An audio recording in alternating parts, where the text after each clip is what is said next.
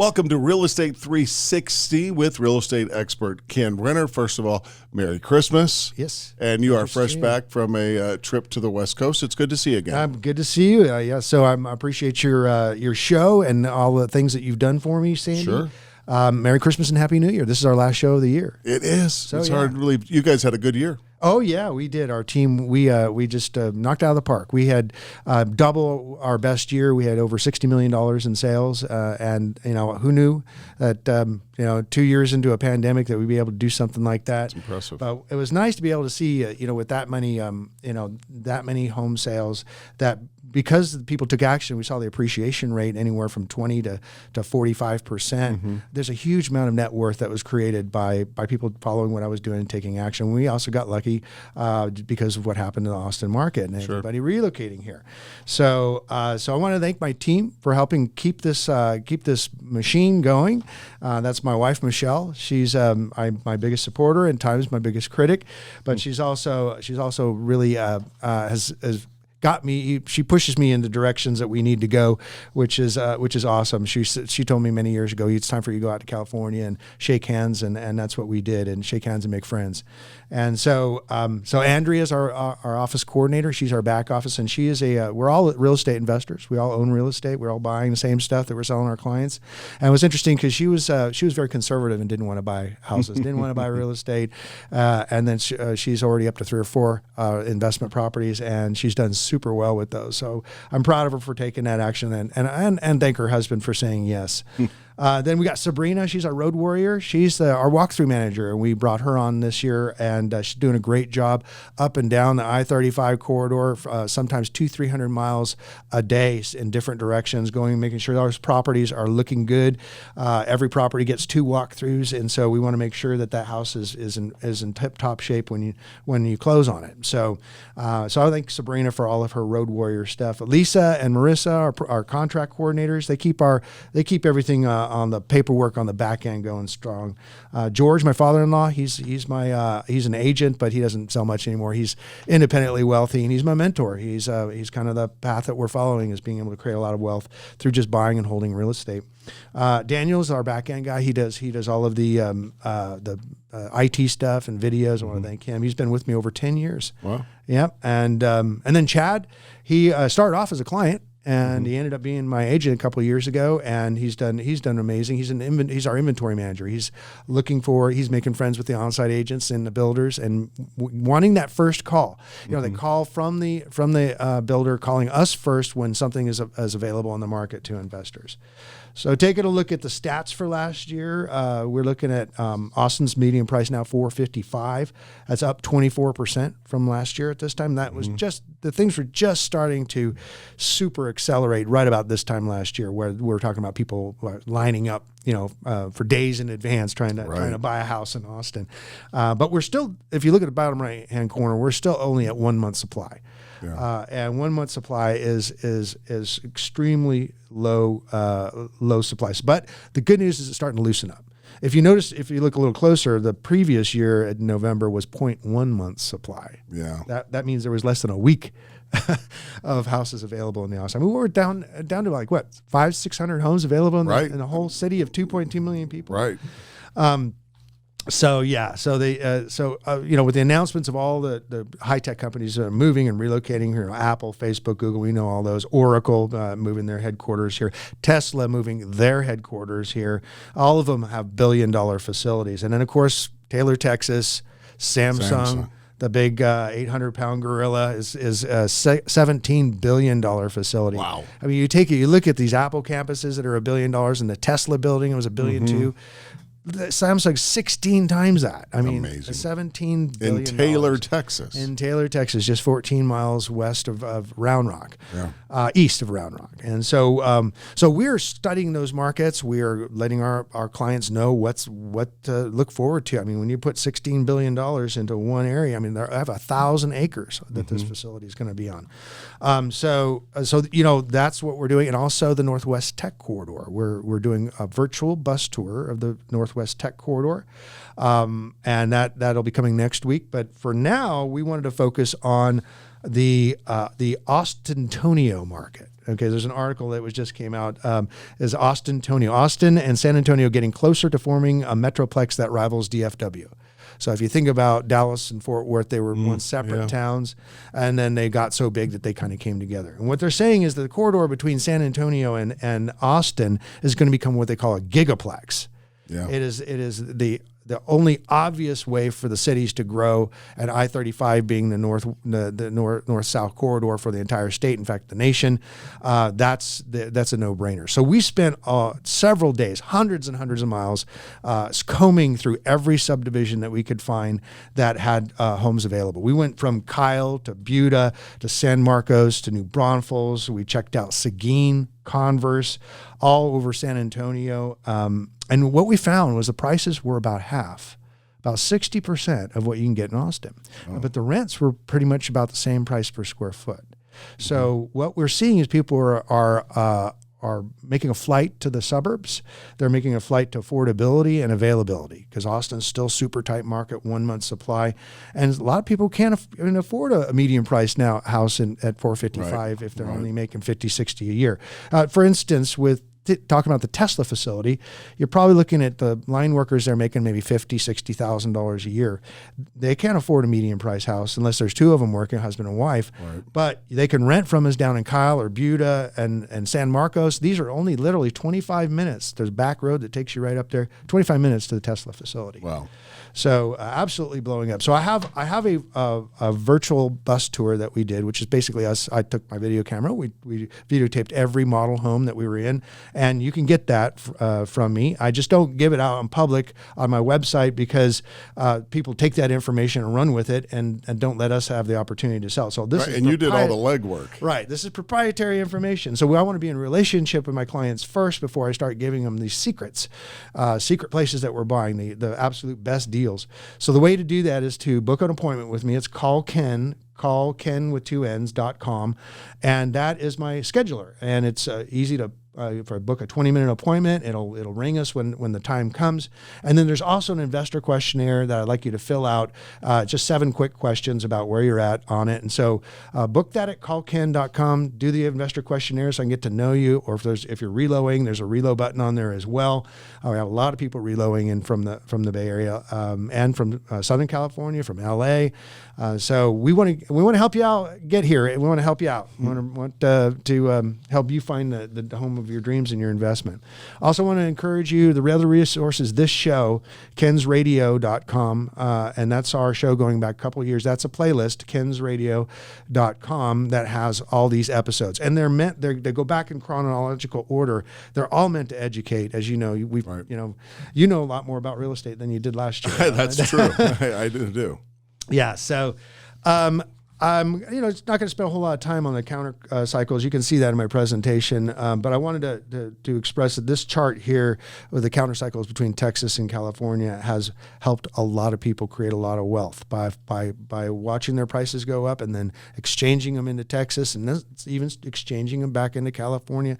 There's a strategy. It's history. And so when you're looking at real estate, you want to study history and cycles because it's predictable and repeatable. Right. So now nobody knew we were going to do the hockey stick, like the hockey stick in appreciation that we had. I mean, but nobody knew there was going to be a pandemic either that drove people at a mass migration into Austin. But that happened, just accelerated the cycles. Okay, so I want to kind of give you, in my Rich Dad, Poor Dad section of my presentation, I brought up this house that I was born in Lexington Lane in San Mateo, California in 1963 was when I was born. Oh, by the way, my birthday's this month, so I'll be turning 58. Oh. Yep, on December 20th. But my point is on this house that my dad should have kept because he only paid $17,000 for it back in 1963, is that this house went up, and as when I started going back out to California in 17 and 18, I said, look, there's going to be an adjustment in the market. I guarantee you there's going to be an adjustment. I don't know what it is. It could be, a big one. It could be a supply chain issue. It could be a bird flu. I was actually saying that out there, and something's going to happen. And look what happened. Bam, dropped the value of this house dropped $400,000 in the course of a couple months. Wow. Now it's gone back up because they have their own issues with the supply chain, so it's gone back up. But if you had sold it waited 2 or 3 months in 2019, 2018 when this drop happened, you would have lost $400,000. The next one here is also, this is in San Mateo as well. And you can see the little dollar sign. This is the house that Mr. Bill sold and bought 10 houses from me. Well, he bought 9 houses from me.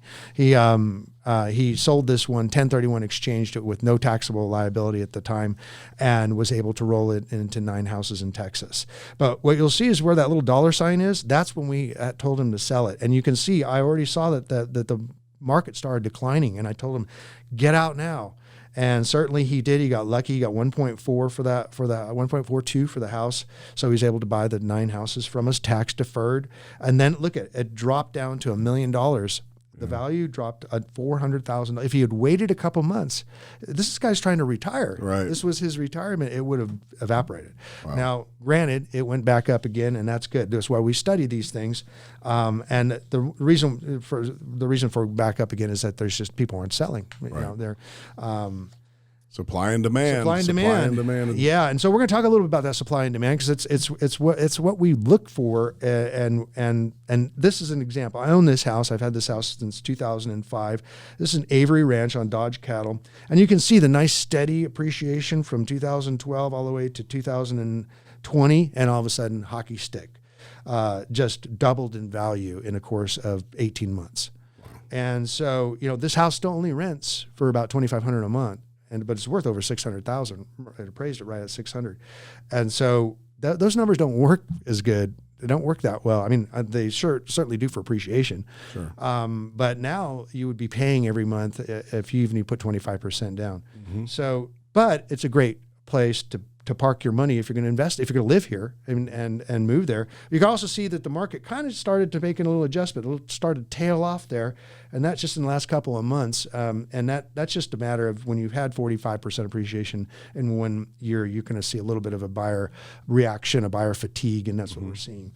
But then you go to our submarkets, and this is what I'm talking to my clients now, is that the San Antonio, Converse, New Braunfels, Taylor, Temple, Belton, everywhere, Jarrell, everywhere in between, Georgetown, Round Rock, all these areas, they didn't, the submarkets didn't have the hockey stick. You can see this house I own up in Temple. It's on Fieldstone. It's nice, steady growth. It's doubled in value since 2017. That's nothing that's something to be proud about.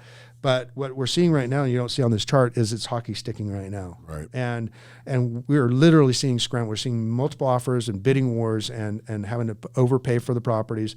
But who knew? Who cared if you paid 10% more for the property and it went up 40%?